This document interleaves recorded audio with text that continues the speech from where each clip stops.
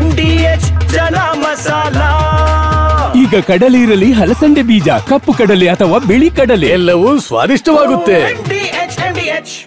RSS ban ಆಗಬೇಕು ಎಂದ ಮಲ್ಲಿಕಾರ್ಜುನ್ ಖರ್ಗೆ ವಿರುದ್ಧ ಬಿಜೆಪಿ ಕಿಡಿ ದಾಖಲೆ ಇಟ್ಕೊಂಡು ಹೇಳಿರ್ತಾರೆ ಎಂದ ಕಾಂಗ್ರೆಸ್ ಬೆಂಬಲ. ಸರ್ಕಾರ ಡೆಡ್ಲೈನ್ಗಳು ಡೆಡ್ ಆಗ್ತಿವೆ ಅಂತ ಶೋಭಾ ಕರಂದ್ಲಾಜೆ ವಾಗ್ದಾಳಿ. ಈ ಸುದ್ದಿಯನ್ನು ನೋಡೋಣ ರಾಜಕೀಯ ನ್ಯೂಸ್ ಟಾಪ್ 9ನಲ್ಲಿ. ಸರ್ಕಾರಿ ಸ್ಥಳಗಳಲ್ಲಿ ಆರ್ಎಸ್ಎಸ್ ಚಟುವಟಿಕೆಗಳಿಗೆ ಕಡಿವಾಣ ಹಾಕಲು ಹೊರಡಿಸಿದ್ದ ಆದೇಶಕ್ಕೆ ಹೈಕೋರ್ಟ್ನಿಂದ ತಡೆ ಬಿದ್ದಿದೆ. ಇದಾದ ಬಳಿಕ ಸಂಘರ್ಷ ಕೊಂಚ ತಣ್ಣಗಾಗಿತ್ತು. ಆದರೆ ದೆಹಲಿಯಲ್ಲಿ ಮಾತನಾಡಿರೋ ಎಐಸಿಸಿ ಅಧ್ಯಕ್ಷ ಮಲ್ಲಿಕಾರ್ಜುನ್ ಖರ್ಗೆ ಆರ್ಎಸ್ಎಸ್ ಬ್ಯಾನ್ ಆಗಬೇಕು ಎಂಬ ವಿಚಾರ ಪ್ರಸ್ತಾಪಿಸಿದ್ದಾರೆ. ಈ ಮಾತಿಗೆ ತಿರುಗೇಟು ಕೊಟ್ಟಿರೋ ಆರ್ಎಸ್ಎಸ್ ಪ್ರಧಾನ ಕಾರ್ಯದರ್ಶಿ ದತ್ತಾತ್ರೇಯ ಹೊಸಬಾಳೆ ಬ್ಯಾನ್ ಮಾಡಿ ನೋಡಿ ಅಂತ ಸವಾಲು ಹಾಕಿದ್ದಾರೆ.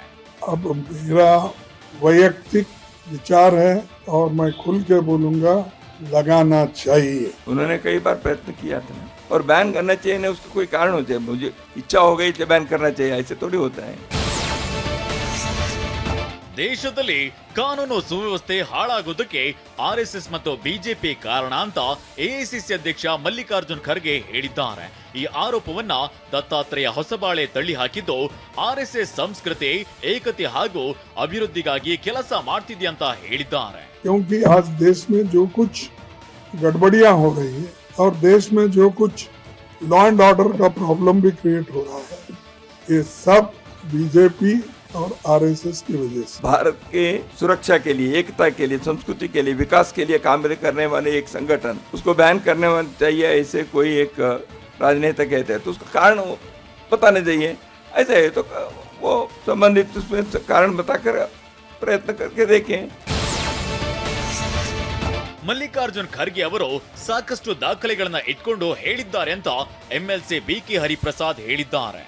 ದೆಹಲಿಯಲ್ಲಿ ಮಾತನಾಡಿದ ಅವರು ಮಹಾತ್ಮ ಗಾಂಧಿ ಹತ್ಯೆಯಾದಾಗ ಏನಾಗಿತ್ತು, ಆಗ ಸರ್ದಾರ್ ಪಟೇಲ್ ಏನ್ ಮಾಡಿದ್ರು ಎಲ್ಲವೂ ಗೊತ್ತಿದೆ.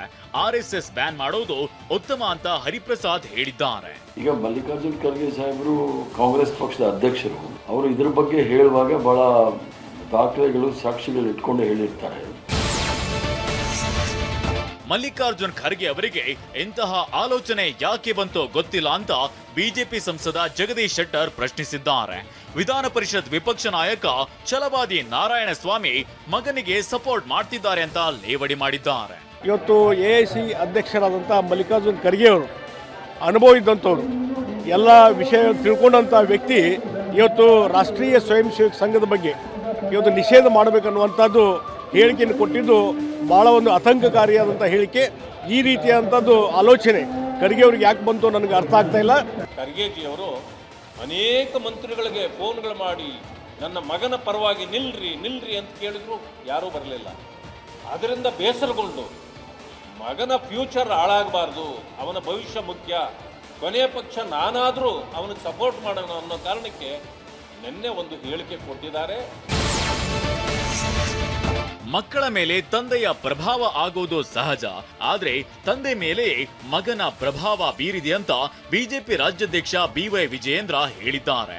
ಶಿವಮೊಗ್ಗದಲ್ಲಿ ಮಾತನಾಡಿದ ಅವರು ಮಲ್ಲಿಕಾರ್ಜುನ್ ಖರ್ಗೆ, ಪ್ರಿಯಾಂಕ ಹೇಳಿಕೆ ಆರ್ಎಸ್ಎಸ್ ಮೇಲೆ ಪ್ರಭಾವ ಬೀರಲ್ಲ. ಈಗಾಗಲೇ 3 ಬಾರಿ ಬ್ಯಾನ್ ಮಾಡಿದ್ರು, ಆದ್ರೂ 100 ವರ್ಷಗಳನ್ನ ಪೂರೈಸಿದೆ. ಖರ್ಗೆ ಅವರು ಪ್ರಚಾರ ಗಿಟ್ಟಿಸಿಕೊಳ್ಳಲು ಹೊರಟಿದ್ದಾರೆ ಅಂತ ಲೇವಡಿ ಮಾಡಿದ್ರು.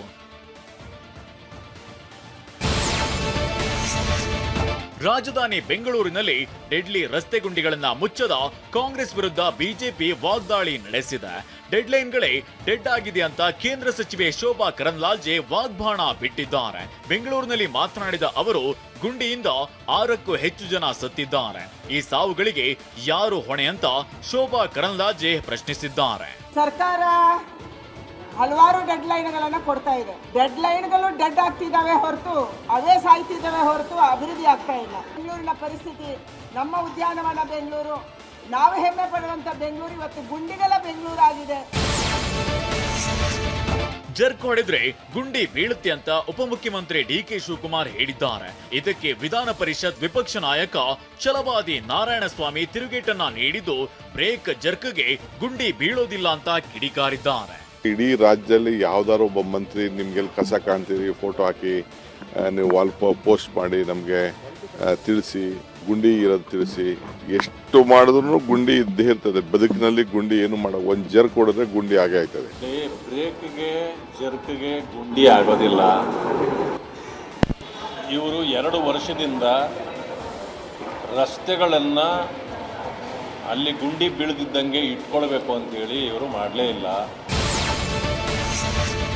ಡೆಡ್ಲೈನ್ ಬಗ್ಗೆ ಮೊನ್ನೆಯೇ ಪ್ರತಿಕ್ರಿಯಿಸಿದ್ದ CM Siddaramaiah please ask DK Shivakumar ಅಂದ್ರೆ ದಯವಿಟ್ಟು ಡಿಕೆರನ್ನ ಕೇಳಿ ಎಂದು ನಡೆದು ಬಿಟ್ಟಿದ್ರು. ಈ ಮಾತಿಗೆ ಕೇಂದ್ರ ಸಚಿವ HD ಕುಮಾರಸ್ವಾಮಿ ಇದೊಂದು ಬೇಜವಾಬ್ದಾರಿ ಹೇಳಿಕೆ ಅಂತ ವ್ಯಂಗ್ಯವಾಡಿದ್ದಾರೆ.